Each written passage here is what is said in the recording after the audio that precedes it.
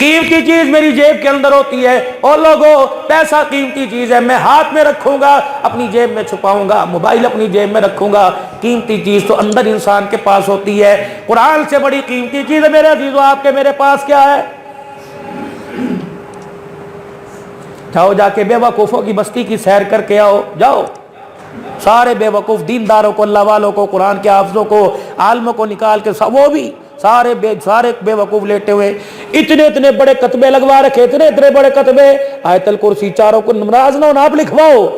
लेकिन मेरे अजीजों, मेरा भी तो दुखड़ा सुनो, मेरी भी तो राय लो। ये इतने इतने बड़े कतबे लगवा चारों कुल।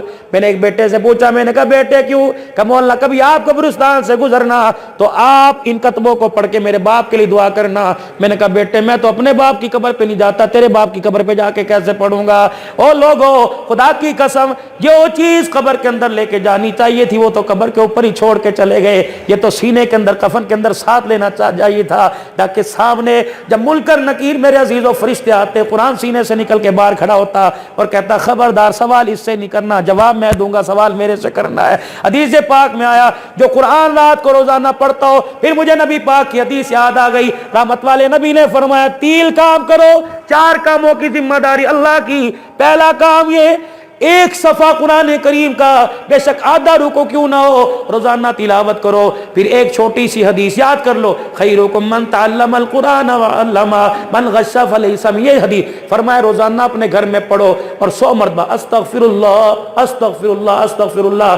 4 वादे अल्लाह ने किए। अल्लाह फरमाते रिज़्क़ की तंगी नहीं आने दूंगा, माल में कमी नहीं आने दूंगा, औलाद की कमी नहीं आने दूंगा, और दूसरा मेरे बंदे मौत तक मैं तेरी हिफाजत करूंगा। ये मेरा तेरे साथ वादा है।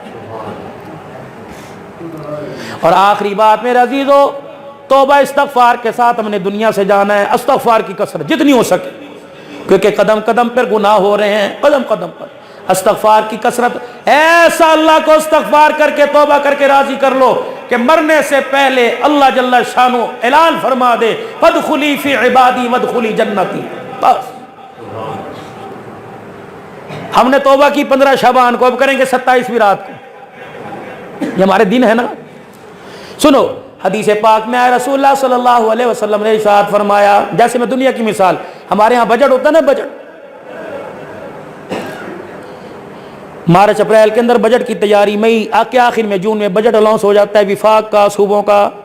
15 शबान से बजट तैयार होना शुरू हो गया। 27वीं रात को बजट तैयार होकर अनाउंस कर दिया जाएगा, फरिश्तों को दे दिया जाएगा। अल्लाह फरमाते हैं 42 दिन तक मैं तुम्हारा बजट तैयार कर रहा हूं, चाहे 1 मिनट के अंदर कर दे। मेरे अजीजों, जब बजट आ जाता है तो असम्बलियों में कापियां फाड़ते हैं या काली पट्टियां, बजट ना मंजूर ना मंजूर। अल्लाह फरमाते हैं मैंने 42 दिन दिए, 26 दिन रमजान के और 15 दिन अल्लाह फरमाते हैं मैंने 15 शबान से लेकर 30 शबान तक, और फिर 26 में दिए।